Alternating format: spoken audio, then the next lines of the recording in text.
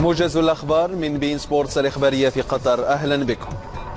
استعاد المنتخب البرازيلي صدارة تصنيف المنتخبات الصادر عن الاتحاد الدولي لكرة القدم الفيفا اليوم الخميس بعد غياب لمدة 7 سنوات، وتأتي عودة منتخب البرازيل إلى صدارة الترتيب العالمي بعد مشوار رائع في تصفية مونديال روسيا توجه بفوزين أمام أوروغواي وباراغواي، وأصبح بفضلهما أول منتخب يحجز مقعده في كأس العالم 2018 بعد البلد المنظم طبعا، فيما تراجعت الأرجنتين للمركز الثاني متبوعة بألمانيا.